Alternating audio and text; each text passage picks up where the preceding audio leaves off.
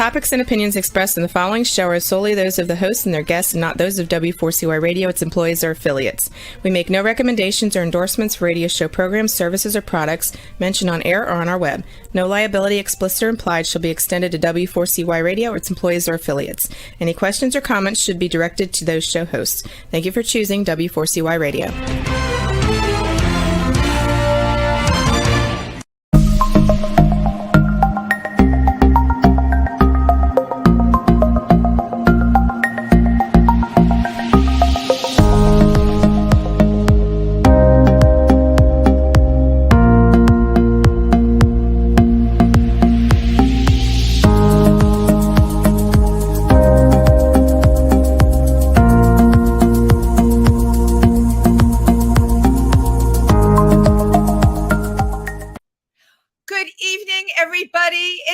It's Wednesday, and you're with Wendy live on Triversity Talk. I hope everybody is having a fabulous Wednesday. I am going to lay my cards on the table. I'm going to be upfront and just say it like it is. Mercury being in retrograde, girl, it has just been a lot this week is all I could say. And then, of course, the piece de resistance that happens. And you know I'm a girl that will make lemonade out of lemons. The piece de resistance is my original guest for tonight, canceled at the last minute. This sometimes happens. What's a girl to do? Well, I was very fortunate last night that I was performing in an amazing show at Pangea on the Lower East Side in New York City. They feature such incredible performers there. And a dear friend of mine, Kobe Cole, does a show the last Tuesday of the month, and it's called Nouveau Riche. I do love the name of it, and as opposed to Nouveau Poor, right? So I go to the show and I'm like, oh my God, I can't believe this happened. This is such a dilemma. I have to find a guest. And, you know, it's everything that goes into putting in this show. I do my homework on the guest and I put a lot of effort into it. I'm a hardworking girl, everybody. And sitting at the bar is this incredible looking man. And next to him is an absolutely beautiful girl that looked pure as the driven snow from the Midwest. And I start talking to them. And I said, what are you doing Wednesday night at 7:00? Because I knew looking at them that they were part of the show, which meant, you know, they're performers. They have a lot to say. They can entertain us. And lo and behold, they're on the show with me tonight. So you see, what's the moral of the story here? The moral of the story here is you got to go with the flow. Just because Mercury is in retrograde doesn't mean it's going to blow up in your face. Okay. Don't worry. Be happy. All right. And thank the universe. Okay. Because sometimes what you may need in your life may be right in front of your very eyes. So without further ado, I would like to welcome the amazing Jackson Sturkey and Alexis Shetley. How are you? Hi, Wendy. Hi. I'm doing too good. We went from the bar at Pangea, and here we are on a lot. How does this happen? You know what? It's just New York City. You just got to be ready, you know, because you never know what's going to happen, and you have to include yourself. You have to include yourself. You got to be ready for anything. And yes, it's New York City because that's where we're broadcasting from, everybody who is everywhere in the country right now. I have to tell you all, I really love your background. It says gay old time. We were worried it was going to be backwards in the camera. And we thought, you know, I said it will be just like one of those old rock and roll records where if you play it backwards, you know, it has gay messaging and, you know, I have to stop you right there, right? And, right. You know, so I thought if it's backwards, it's fine. Right. I can't believe you referenced that. It was either a Beatles song or a Rolling Stones song where it was, if you played it backwards, it said somebody had been killed. Yes. I am the Eggman. I am the Eggman. I am the walrus. That's the one. Yes. Mm-hmm. And it's so funny to like go on like a YouTube deep dive of like different songs or different things that people will be like, oh, it's evil. And it's like, you know what? We are. We are, Blanche. We are evil. Alexis, I know that you an embryo, maybe not even in the world when we were talking about I Am the Walrus, but hopefully your parents raised you right and you were exposed to I know what it is. Yeah. Good. I know what we're talking about.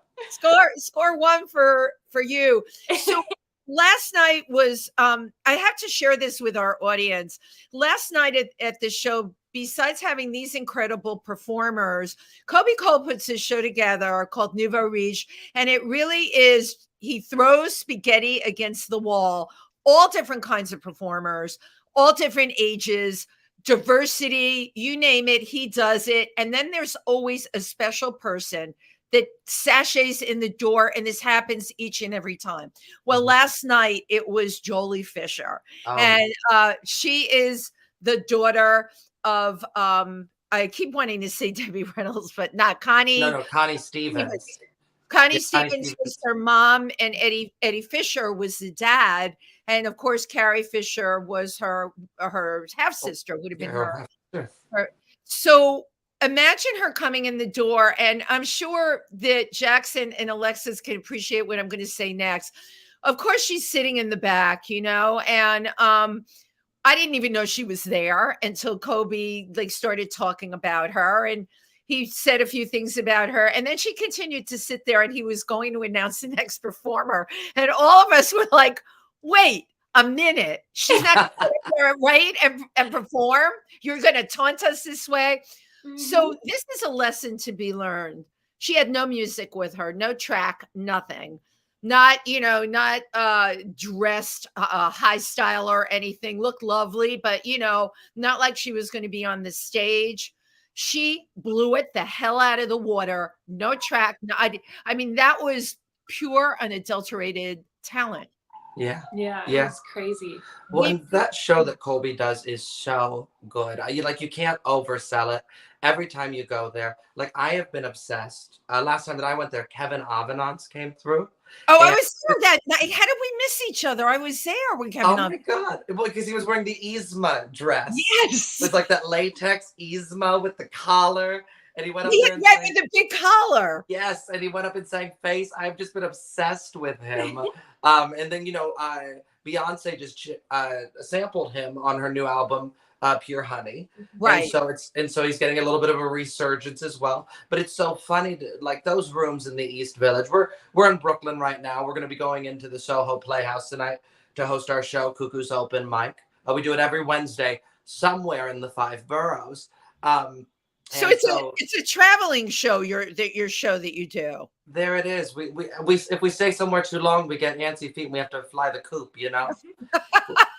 We're like that old song, Joey. The wind calls us, and I got to get to another location. Right, I got to a third bar.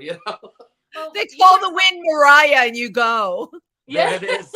Well, you were talking about Mercury being in retrograde, and your guest dropping out at the last minute, and it's so funny because the exact same thing happened to us. You said, how did that? We all met. Crazy. So we've been at a place in Brooklyn for a year. We just had our year anniversary. What was the name of it? Nest in Brooklyn. Nest. It's underneath a bar called the Bluebird. And of course, so it's in there. Wait, hold on. We can't let this go past. Come on. All right. So the top bar is the Bluebird, and underneath is the Nest. Yep. So we were at the Nest for a year, but what happened, Alexa? Yeah. So we got a text yesterday. At 1 p.m. And they said, hey, you can't use our venue tomorrow. So today we were supposed to have our show at 7:30 like we do every week. And at the very last minute, we were canceled. Yep. And so then you walk in the door and you say, oh, hello, my guest just dropped out at the last minute and I need someone to take over our show. And we just happened to pick up a show at 9:30. So if our show hadn't been canceled, we wouldn't have been able to do this. I know. So it just... Sometimes it just works out. But we found out at 1 p.m. yesterday, and by 4 p.m. I had found us a new venue. I had made sure to confirm my team that works on Cuckoo's Open Mic. I was able to confirm our featured act and get everything moved over to Manhattan. So the show goes on. Mm-hmm. But I think how many performers do you have in that show? How many people were you expecting? So we do a featured act who does a half-hour set with us. But then aside from that, we get between 35 to 45 performers coming through.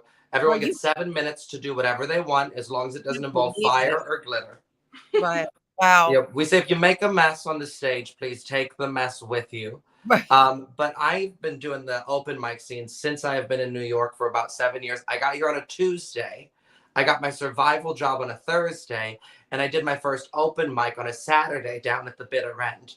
So That was your very first one. So this is interesting to me. I see, because I didn't have a ton of time to Google, and that's normally what I do, but I read a ton, whatever I could on social media about both of you. So you only have been here 7 years, Jackson? I've only been in the city 7 years. I'm What from took Ohio. you so long? Well, I was one of those things. As soon as I was ready, I had someone once say to me that, you got to move to New York when you're ready. And it was one of those things that I could say I never really understood Ohio, but like no one had to explain New York to me. And so when I was really ready, I got on that bus and I came here and I just never looked back. And so I started doing about 3 to 4 shows a week that were these open mics. There's different stuff in the scene like that. And then after being here about 3 years, I produced my own first show, which was a cabaret show called Jackson Sturkey and His Orchestra. Catherine Schuler, who we both know and love. Right. Amazing. Yeah, Catherine had introduced me to this space, Frigid, New York, and I was able to produce my show there. But Catherine said to me that an orchestra was originally a collection of artists. So I started doing this show that was Jackson Sturkey and His Orchestra. I would book 2 variety acts, a musician, and a burlesque act. So it was a little bit like... Well, there was something there for everybody. Oh, yeah, it was like if Mr. Rogers' Neighborhood was hosted by your drunk gay uncle. And so it was a monthly show that was a lot of fun. So I love hearing this. I want to know, like, what made you leave Ohio? What was bad about the fit? A little bit about your backstory. Sure. So I saw my first musical when I was 5.5 years old. I saw Oliver with an exclamation point, and I thought, this is it. This is what I want to be doing. This is what I want to be involved in. And so I always had sort of that arc of like studying and wanting to do theater. And then I am mixed. My father's Black and my mother's white. I am gay and I am an atheist. And I grew up in the religious right of Ohio. People who are like, my God, my guns, this sort of thing. Right. And so I always had this sort of experience being in Ohio that was like, well, you are a person, but you're not white enough, or you're not Black enough, or you're not straight enough, or you're not Republican enough, or you're not these sorts of things. And it was one of those things, none of those things were honestly who I was. Of course. And so when I came to New York, I first came to New York when I was 15 years old on a choir tour. I was in 5 out of the 6 choirs that my high school offered. If I could go back in time, I would bully myself. I don't know. That's true. I would go back if I go back in time, a time machine, the first thing I would say to my younger self is, and then I would say, and then I would push myself down and I'd say, you're gay. But you're gay and you're a theater queen at 5. So there. I was. Oh man. If we want to get into it, I've got musical theater lyrics up here and scary stories. I love a horror story as well. But... Oh yeah, I'm right on that. What about you, Alexis? Oh, just where am I from? Is that? Yeah. I'm from Kansas / Missouri. Take your pick. I flip-flopped back and forth between the two. I've been here 5 years. So I moved here. And Alexis moved here on a whim. I did. Really? Yeah. So I went to college for 2 years and was like, I'm good. Quit college. And then was living with my parents, and I told them I will move out in January. Don't know where, but I'm moving out in January. And they said, okay. And so I took a trip to Austin, and it just didn't quite feel right. I took a trip to Atlanta, didn't quite feel right. I was in the middle of, I was looking at LA, and then I got a text from a friend that said, hey, I'm in New York. My roommate dropped out. Can you move here in a week? So and I said, okay. Meant to be. So she's here for no reason. And I'm here because I got to get a show on Broadway. Right. No, I get it, Jackson. You got to have a gimmick. You got to get a show on Broadway. So, Alexis, were you already singing when you were living in Kansas? Yeah. I mean, I've been doing shows since I was born. So my mom is a theater professor. Okay. And I lived in Branson, Missouri for a long time, which is like family-friendly Vegas. And yeah, since I was 5 years old, I've been in shows. I worked for Andy Williams for years. Wait, the Andy Williams? I used to watch the one with the Christmas special. That's the one, yeah. Wait, Jackson, stay with me on this one. I'm with you. With you. I'm listening in. No, they like the cashmere sweater, either in like red or green. I grew up in the Bronx. That was like one of my favorite. There was something so comforting. You know what, you guys? Everything was okay if Andy Williams was there. Yep. I worked for him. We were safe. Yeah. He was just the sweetest. I was in his Christmas show every year as a little kid. You were one of the kids in the crowd. Oh my God!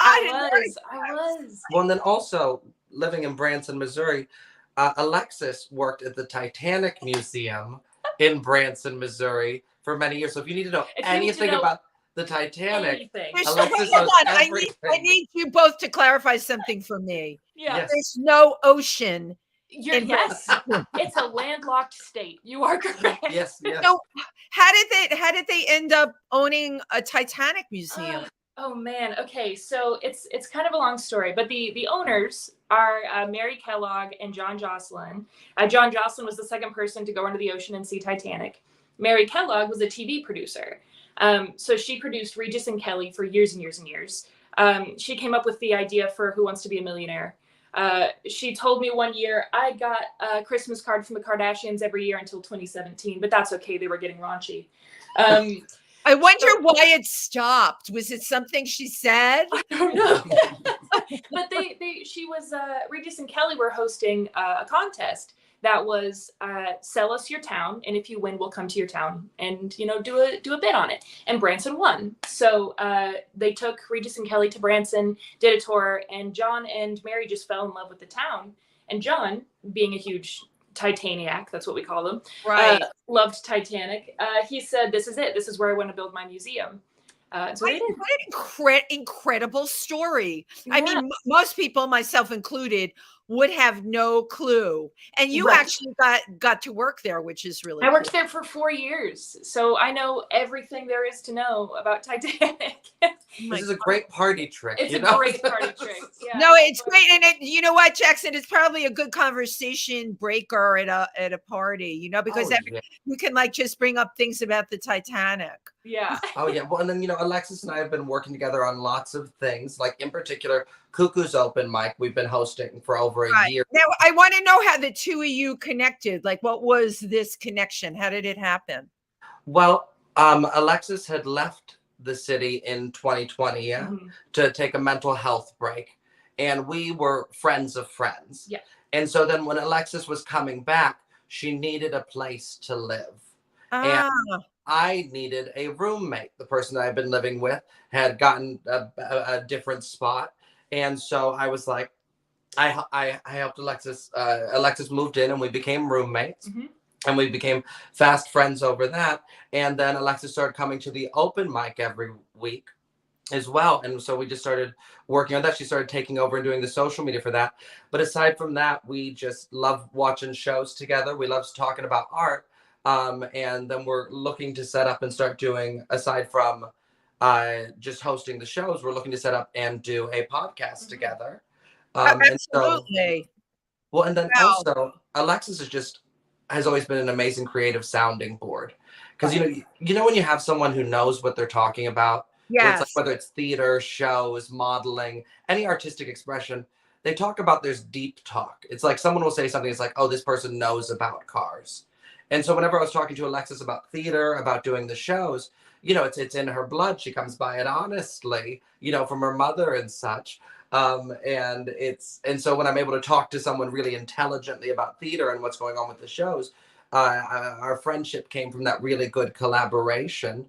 And, Catherine Schuler, again, once said to me, include yourself. And in the stuff that I've been doing creatively, I'm very motivated to get stuff together and make stuff happen. After I produced my first show, I've subsequently produced burlesque shows, a psychedelic rock show called Not Your Grandmother's Acid. Now I have a show that goes up the last Thursday of every month at Pangea called Family Liquid Dinner.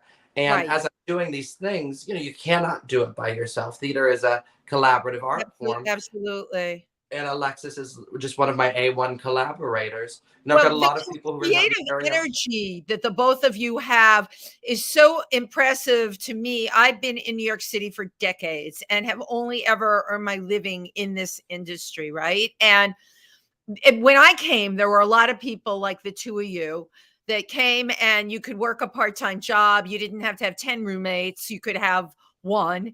You know, I had great $500 a month apartments and all of that.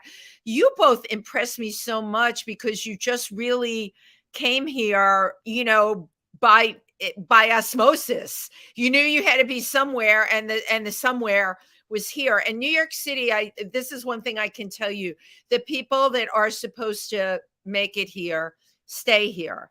And then if it's not working for you, the smartest thing you can do, I just had a friend who I love, J.R. Price. He's so talented. You may know him, Jackson. He's been all over. He's got a few albums out. J.R.'s leaving New York for a little bit. He's got an opportunity somewhere. He needs to work on his craft. You both know that New York can chew you up and spit you out. And as you said, Alexis, you took a mental health break in 2020. And that's when the pandemic was raging. Yeah. And it's just so impressive to me talking to the both of you, your attitude, Jackson, the amount of projects that you have put together. It's like boom, boom, boom, boom, boom. How do you do it? Oh, you know what? I have always been, you know, when I was young in my household, it was kind of a sin to be bored. And so I was always looking for something to do, looking for something to create. Now, when I first realized that like musical theater is what I wanted to do, I thought that was just primarily as a performer, which is still what I do. It's sort of my being a cabaret performer. I love it. It connects me to a lot of community. But I also found that contriving theater from nothing, contriving these shows from nothing, is my in, because there's a lot of people that don't have that clear direction for themselves of like, you know, okay, I have to link up with the venue, and then I have to book the date, and I have to get the show together and get the rehearsal, and it never felt like work to me. And I'm never afraid of failing. I'm never afraid of like messing it up. That is key, right? Yeah, because someone said to me, to fail is your first attempt in learning. And so I liked that a lot. And that was something that really guided me. And then I've got even more stuff going on. I'm working on adapting a book called Girl Shock by Maria Connor into a musical. Because that's what I'd like to do. I'd like to be writing musicals. That's my thing. But Maria Connor always will say all this stuff to me. But something she said to me recently that clarified it for me is she said, keep the fire, but change the form. And it's one of those things, I've always had that fire. Again, from the time I was 5.5 years old, I knew that I wanted to get a show on Broadway. And then it's been a process of figuring out, okay, what is the form of that? And, you know, I initially I thought it was, you know, being a performer. But what I've come to realize is the thing that I do best is I write songs. I know that career success for me would be if I have written a show for Broadway, written the songs for a show for Broadway that runs 5 years. If I get to write the songs for a Disney movie, and if I get to write a James Bond theme song, I know that's what career success would look like for me. But it took me until now in my early 30s to be able to know that. And so it was a process of trying everything I possibly could and connecting with my people. Because two things we already know, you know, as we looked through our Facebook friends list last night and saw everyone that we both know, it's island living. Being here in New York City is island. Everybody knows everybody. We're living on an island. That is true.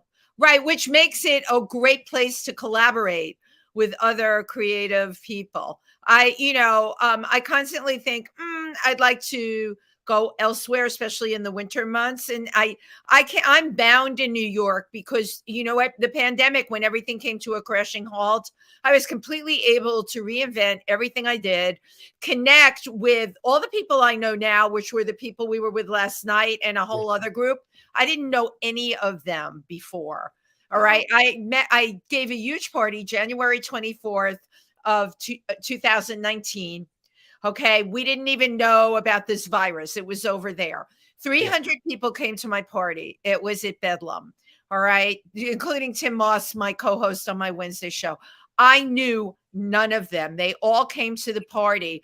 And I remember standing on the stage January 24th and thanking everybody, and a wave. And I tell you this story because I know you can connect to this.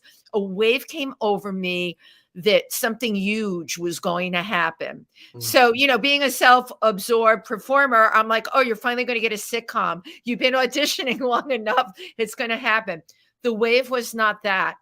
The wave was actually the pandemic. And in that wave were all those people. I have worked all the shows I do, everything. I just shot something the other night. It's this group of like 50 to 100 people that I keep connecting with. And this all came about because I was able to take a risk. All right. March 12th, they shut New York down. I had lost everything. All right. And the universe, and I know both of you understand this, has the way of working. Man, when you need it, it will turn it up and turn it out. You just have to believe that it can happen. Yeah, that timing is right. It's one of those things. I don't always understand the timing in the moment, but the timing is always right. I mean, us being here tonight is an example of that. If the venue that we had been at, if the Nest hadn't told us that we couldn't do the show there yesterday, right, and then the Soho Playhouse is hosting us tonight, they said we have to start later. If that hadn't all happened in the hours before we met you, we wouldn't be here right now having this conversation. Exactly. And I want people that are listening, no matter what field of work you're in, there's a valuable lesson here. Sometimes you just have to let it go. You just have to let it go and let it happen. And you know what? I have to practice what I preach, because sometimes I forget that. When I met you all last night, I was in a tizzy when I came in. And then I took a breath and I looked up at the bar and I'm like, I looked at you and I'm like, oh, you're part of the LGBTQ community. God, what a goddamn a tizzy. Is that what that dress was called? The dress. Is that a tizzy? I'm sorry, stereotype thing for me. Anyway, I want to show your video. So our wonderful producer Juan, can you get the video ready to go? Can I set this up really quick? This video? Yes. So I was supposed to do a show in the back room of Pangea on March 28th of 2020. Of course. And as you said, everything closed March 12th, March 15th at the very end. The curtain was supposed to go up on 6th, but then they found out 3 hours before the show started, the curtain wouldn't be going up on their opening night. And so I about 2 weeks into the pandemic, when everything was closed, Arnaldo, who owns Pangea, posted a photo of the back room with all the tables and chairs pushed up against the wall. I remember that. Oh. And he captioned that photo, "I'll keep a ghost light burning for you." And I wrote this, I burst into tears. I was alone in my room, not 20 feet from here. I burst into tears and I wrote this song in about 15 minutes. Wow. And so this was the song that I wrote during the pandemic. And it was the song that I kept doing whenever someone asked me to come on a show over Zoom, over StreamYard during the pandemic. This was the song of 2020 for me. And it's called Ghost Light, right? It's called A Ghost Light for You. A Ghost Light for You. Okay. I can't wait to see it. Thank you. Thank you.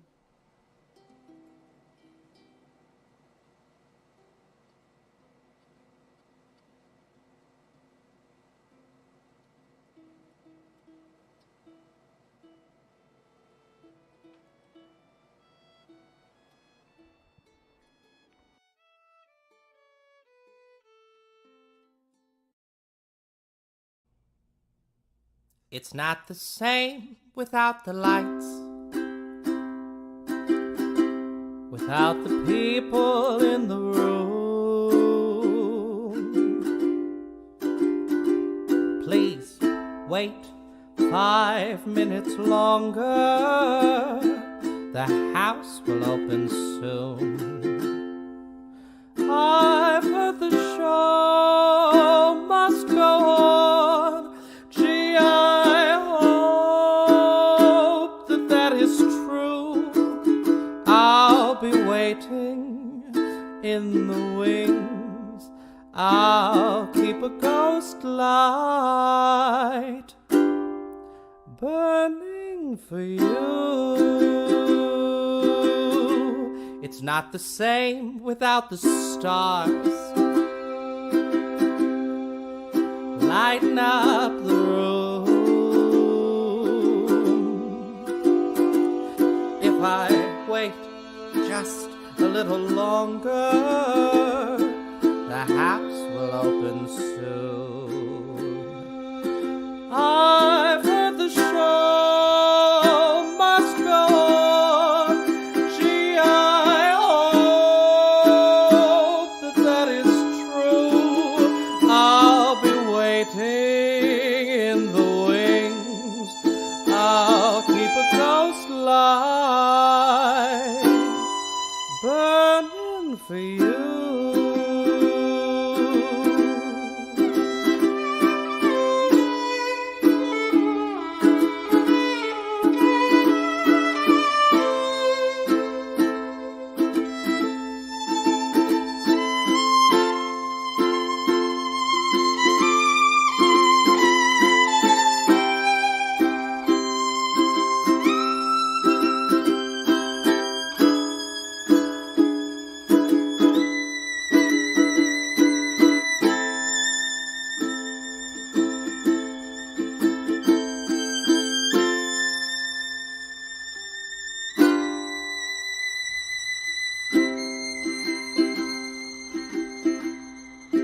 I've heard the show must go on.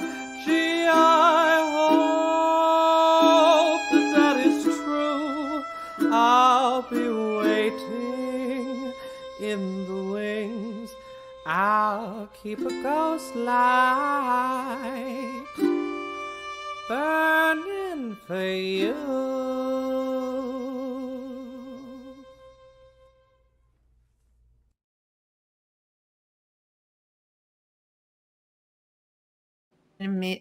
I'm just completely blown away. That was absolute. And it makes me want to cry. The emptiness of the room, the words. And you wrote that in 15 minutes. I wrote it in 15 minutes. It's I've been doing about 4 shows a week before everything closed down. I would be going around wherever people would book me, wherever people would have me. If I saw they were doing an open mic and stuff, I would go and check out new venues. And I was really, just living that life. I was working at a nightclub, which is gone now. And I was going around just doing shows and doing shows and doing shows. And, I had that feeling of like really being on my path.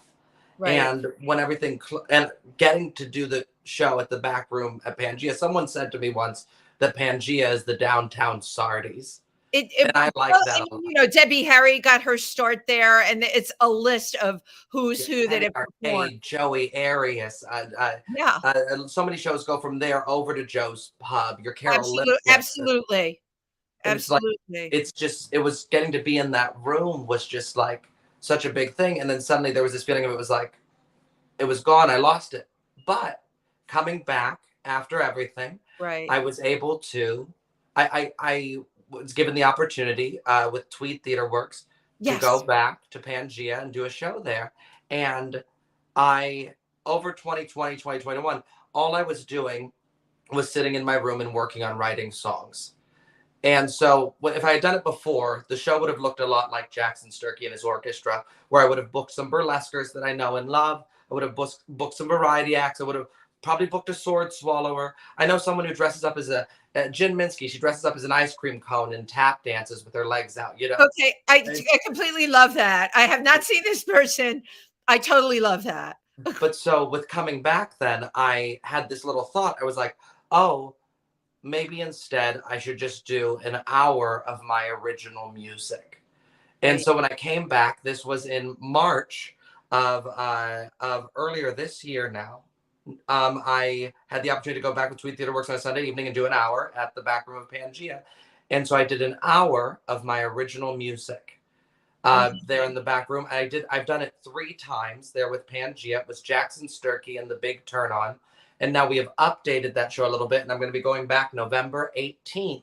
Right, which I have, oh my God, and my calendar's over there. I have to write this down, and you're going to send me a I'll text. send you all the details. Yeah, because I really would love to see that.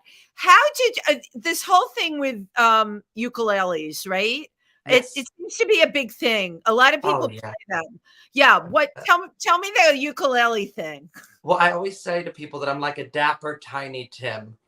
You know, so I'm like Tiny Tim, but without the sex appeal, you know? But for me, I had someone who I had a very big crush on, and I was not good at just saying that, you know, Right. out loud. And so I had been singing my whole life. And I had a cousin of mine had like left their ukulele in the closet and was never using it. And I picked it up and I got it tuned up. And I first learned Creep by Radiohead on the ukulele. That's a Because I great song to do on a ukulele. Well, and it's an interesting thing about doing songs on a ukulele is it makes people listen to the words in a different way. It makes people listen because I was covering a lot of pop songs that people knew, but they wouldn't know they knew them until I got to the hook. Because it's almost like they hadn't heard those words before or plugged in. They were just sort of experiencing the music and the vibes. And so when they heard those words, but I would every time I had something that I wanted to say to this guy, but I couldn't say it, I guess I would song it to him instead. I would learn a different song on ukulele and play it. I was really inspired by there were 4 people who were ukulele fanatics like myself who really inspired me, who were, of course, Tiny Tim. I love it. Nellie Mackay does some wonderful work on the ukulele. Okay. Amanda Palmer, and then lastly, Penn Jillette of Penn and Teller. And get out! Penn Jillette of Penn and Teller plays That's well, he is also obsessed with Tiny Tim. I think he owns something like 4 of Tiny Tim's ukuleles, and so and so Penn Jillette is, you know, one of my showbiz heroes, like Penn Jillette, Stephen Fry, Angela Lansbury. Yeah. You know, I once had a comedian say to me after a show, they said to me that my grandmother energy is strong. Yeah, Jackson, I have to tell you, you have I'm going to tell you a bunch of things about you you may or not already know, but you are an extremely old soul. Thank you. Very, very. And I know I'm not the first person to tell you that. And a lot of this stuff that's coming out of you that you can do is only because it was there before. Okay. You came into this world when they were giving out souls and you came into that world, they handed you the one with all the stuff you had before. Boy, you were around for hundreds of years prior to. And a lot of the things that you can do really actually come from that. And I tell you this with most sincerity, and it's actually refreshing. I know your actual age, and I can't even fathom it because of who you are and what I see on stage. You in that video that we played tonight, that room is very special to me. It's extremely haunted, which anyone will tell you. And one of the souls, of course, that haunts that room was my best friend, Sweetie, who was a very well-known drag performer, infamous. And some of Sweetie's last shows were doing I went to the last drag bingo there was on a Sunday and Sweetie passed on a Tuesday. And it was right in your video. You showed that corner table with the ghost light on it, you know, in the corner, the back of the corner. That was extremely telling that was in your video. There's just so much there with you. You need to go see someone that's going to give you, I'm not like 100% fabulous at this, only a little bit, but I'm dying to know what your past life regressions. Yeah, because I do think with the musical going forward, this is all going to really start to come to fruition. Well, and it's been interesting just talking about my past and, you know, the environment that I came from and the way that I like to create is I was never really worried about getting a seat at the table. The thing that I was always concerned about was figuring out who was supposed to be sitting at my table? Who am I supposed to be collaborating with? You know, and it's like, you know, working with looking at it. Wow. Well, and then, you know, working with Alexis Shetley, working with Will Studebaker, working with Dan Ricker, Mike Malazzo, Adam Barth, Ariel Deli, Catherine Schuler, and on and on and on. Something that I've always found is I am not worried about breaking into the previously existing systems that have historically withheld people of color. It's got nothing to do that system. Good. I'm so glad you know it, because I'm there's interested in probably making 10 other new people that system. are trying to get in. I'm glad you know that. Yeah, you don't need to go that way. Well, and like us doing Cuckoo's open mic, we have been able to platform so many incredible artists. Sister Punk, Evie Echoes. Evie Echoes is a trans punk rocker, and she got a band together for her show, and now is for our show, and now has been touring all summer with her band. Evie Echoes the locations. Yeah, we were her first show. We were her first show, and to be able to give a space to someone, to a trans punk rocker of color who is awesome, whose music is so good. We just loved her. She came through one of those Wednesday nights, and she was the first person who came to the mic, and we were like, we like what you're doing so much, let us book you, rather than being someone that we were booking from outside talent. Right. And to be able to create a space that is allowing opportunities like that, Curl, Mo Singleton, and the list just goes on and on. Link up with us on Instagram at cuckoos_open mic, or link up with me directly on Instagram at Out Late Tonight. I post Old Hollywood. I post about the shows we're doing. If you scroll back through, you'll see all of the artists that we have platformed. Tonight we have Alex Julia, one of our favorites. Hurricane Holly comes through. I love that. Hurricane. Tell me what Hurricane Holly does. Holly, I love her. She is a singer-songwriter. So talented. She is a pirate. Yes. She is a pirate also. She goes to mermaid parties all the time. She has like rainbow tinsel tied into her hair at all times. Like she's at all times. I adore her. She has a voice like, you know, Alphaba on Broadway. Like she can sing. She can sing like nobody's business, you know, from here to Tuesday. But then she also is a songwriter like Bob Dylan. And so it's like she has these interesting, fascinating lyrics, and then she's able to just sing so beautifully. If you want to check out, she just got a few EPs that just came out as well. I think she just released a music video. Yeah. But yeah, I think she is our most featured act. We've had her a few times. We just love her so much. We just want her in our space.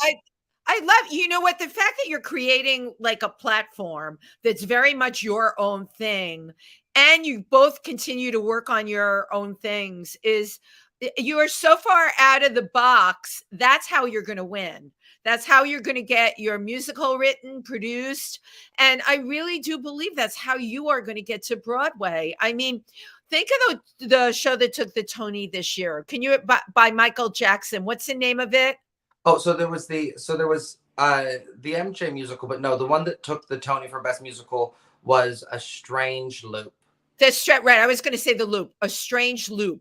If you read his story, I mean, he was working as an usher in the Broadway theaters. Oh, yeah. And right. And much like the conversation that we're having tonight. And he continued to work on his work out of the box. And then ends up winning a Tony. Well, and then it took him, I think, something like 14 years to get the show together and get it produced, and then won the Pulitzer, and then now has won the Tonys. Bring it on. Well, really. It's one of those things that, you know, something that I always recognized for myself. You know, I've seen a lot of people burn out wanting to do this. I've seen a lot of people leave, because there's a lot of people who will come to New York kind of the way you go to the grocery store. So it's like, come to New York with the intention of going somewhere else. It's like, I'm going to go there, get the chips, and go to get to the next thing. And it's one of those things, it's like, I came to New York to be part of New York. I said once to my friend Charles Michaels. Charles Michael is an older gay man of my acquaintance who's been in the city since 1975, I believe. Well, I should know him already then. Oh, I'm 1976. How did this one get past me? And a member of the community. You've been collecting them? You got to catch them all? You know, I have been collecting. I have a little shelf I'm looking at right across like little figurines. Oh, I love that. I said to Charles once, though, Charles, you can't leave New York. There are people who come to New York to see it, and then there are people you come to New York to see. Charles, you and I, we're the latter. Right. And it's that sort of thing where it's you have to find, rather than going, I believe, and this is, I guess, a larger philosophical point, is I believe that we don't ever see the ends until, it ends. And if that is true, that we don't see the ends, then it's only good enough for the means to be good. The way that we do it has to be good. And so that's what's important to me. The people who I collaborate with the longest, they have learned not to love themselves in the arts, but rather to love the art in themselves. And we recognize that in each other. You should be teaching philosophy. There have been so many pearls you said, and I know these are coming out of your own head. And I'm like, how does he know this stuff? I think a big part of it. It's just, I think a big part of it is just living. When I was I've always loved, I feel like art kind of is a way of being able to see the way that you're able to get into someone else's mind and see the way they think about things. It's almost like and we're able to connect and share in that way, which I love so much. And I've always been so interested in that, of how someone else sees this or experiences that, and in the hope that I am able to express what I am feeling as well. I've often found when I write a song lyric, that the stuff that I think is oh, no one will get that. That's too personal. Those things that are so idiosyncratic. Yeah, right. They only have meaning to you. Well, and when I share, those are the ones, when I share that, those are the ones that people respond to. Incredible. And they say, oh, I've been feeling that my whole life, but I never had anyone who could say it. Or, I always say, I'm funny looking. And yeah, when they were up in heaven, when they were handing out looks, I thought they said books. I said, give me a funny one. But but the thing that I found that I want to do or can do in my shows more consistently is I provide a space of emotional catharsis. Oh my gosh. And that's what we all need, isn't it? Yeah. Especially now. Now. I had someone come up to me after I had done the show down at Pangea, that hour-long show, Jackson, Sturkey, and the Big Turn On. And they came up to me and they said, Jackson, thank you. That's the first time I laughed since my mother died. That's amazing, right?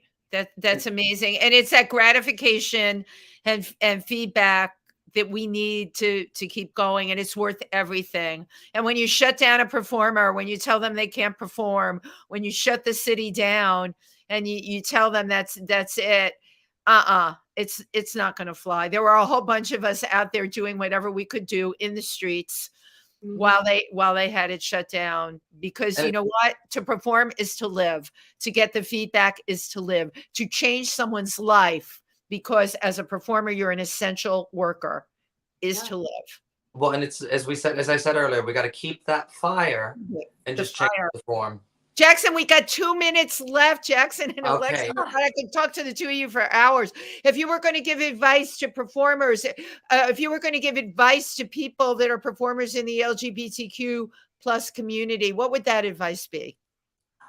Include yourself.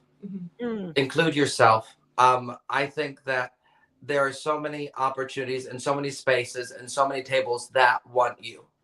And there are places, and if you ever find yourself in a place where you are not celebrated, where you are not understood, get out of that space, find another space, keep that fire, just change that form, find other places, because there is a table like mine where we are waiting for you. We are so excited for you to be here. We are so excited for you to share what you have. We want to hear what you say, and we'll give you 7 minutes any Wednesday here in New York City at Cuckoo's Open Mic. Because I am going to check out Cuckoo's Open Mic as well. So you'll send me the information. I would totally all of it. Come by. All right. And right before we go, this is my little idiosyncratic thing. I like to take a picture. Okay. So look at me, say cheese. Cheese. One more. Great. Thank you. Thank you both so much. I know we are going to connect again. And it was just meant to be. What can I say? Thank you to everyone who tuned in tonight. Remember, keep paying it forward, and there will always be a seat for you at the table if it's the right table. Good night, everybody.